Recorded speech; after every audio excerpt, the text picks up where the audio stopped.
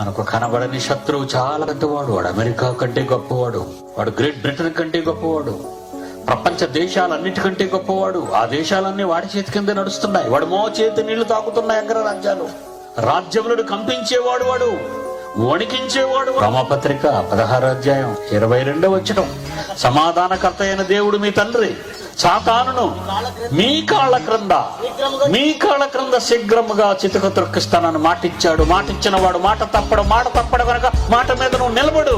నీ కాళ్ళ కింద చిత్తుగా ఓడిపోతాడు. వాయుమండల అధిపతితో, దురాత్మల సమూహముతో, ఆకాశ మండలం ముందున్న దురాత్మలు అన్నిటితో పోరాడుచున్నాము.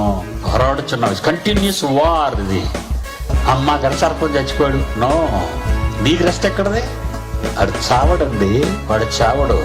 యేసు రాకతో వాడు భస్మం అవుతాడు. ఆ రాక రావాలంటే నువ్వు యుద్ధం చేయాలి. మన అన్న చేతిలో వాడికి చావు. నాన్న ఈ రోజు చిత కొట్టు, నువ్వు వాడిని, ఆడి ప్రాణం పోదు, మళ్ళీ పుడతాడు. వాడి చావు నా చేతిలో ఉందన్నాడు యేసుక్రీస్తు.